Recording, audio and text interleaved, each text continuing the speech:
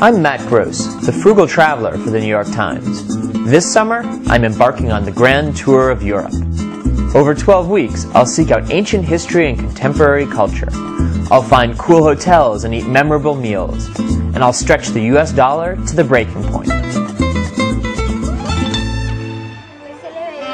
In the summer, Gdansk, Poland's historic seaport on its Baltic coast, is a blur of activity. Among the stately houses dating back 400 years, tourists mill in massive numbers. Buskers play old songs, and newer ones.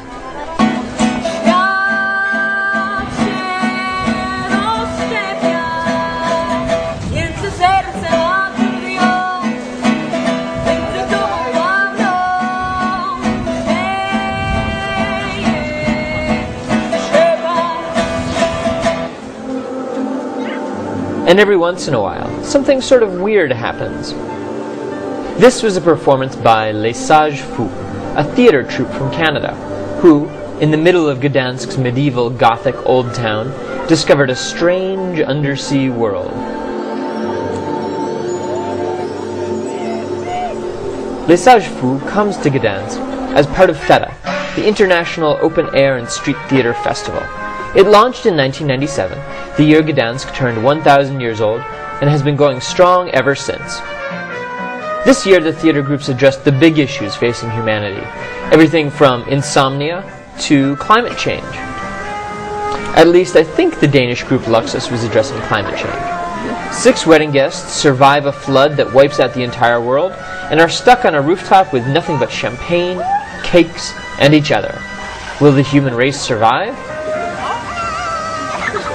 Likewise, the group performing Sławomir Brożek's The Emigrants mixed fun with a message. We are still talking about Polish emigration, about types of emigration, what for we emigrate from Poland, why, etc., etc.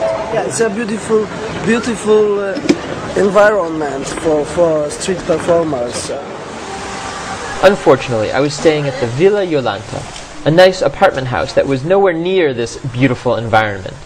So every morning I had to walk through the wilderness to catch the tram. To get a better view of this beautiful environment, I hiked up Gradowska Mountain and met Jan Daniluk, a history student and guide. It's a really beautiful view. It's the highest point in natural. Careful. There was St. Mary's Cathedral, the largest brick church in Europe, and the town hall with its elaborate system of bells. Lovely they may be, but as Jan pointed out, they're not necessarily old. Unfortunately, the horrible things from the Second World War, Gdansk was destroyed in more than 90%. Almost all these buildings were reconstructed after the Second World War. Reconstruction is still going on, especially now that Poland, a member of the European Union, has an economy that's booming. Up here on the hill, Gdansk had just opened its 17th century fortifications to the public. It was the most important city. It was a Hanseatic city in the past, one of the biggest and the strongest cities in the northeast Europe. Gdansk's importance on the trade routes also made it an important center for shipbuilding, a tradition it carried on throughout the 20th century. In the 21st, however, that tradition may not survive. The Gdansk shipyards are facing bankruptcy and possible closure, a sad fate for an industry that spawned the Solidarity movement and eventually brought down Polish communism. For a quick history lesson, I checked out the Roads to Freedom exhibition. The exhibit tries to show what life was actually like under communism. Stores had few products, even toilet paper was scarce, and political activists wound up in jail. But in 1980, an electrician named Lech Walesa led a strike of workers at the Gdansk shipyards that finally forced the government's hand. And though it would be 9 more years before Poland held free elections, Walensa's Solidarity movement had knocked serious cracks in the communist system. Today, with all the tourists around, it's hard to see the communist past. In fact, sometimes there are so many tourists, you want to find your own peaceful corner and hide.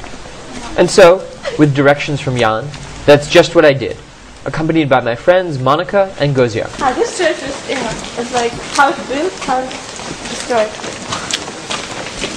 Maybe, but the alley behind St. John's Church was also beautiful and quiet and just about abandoned. An excellent setting for some street theater. Where were les sages fous when you need them? The house is the key stout. Dla New York Times, mówił Mateusz Gross, oszczędny podróżnik.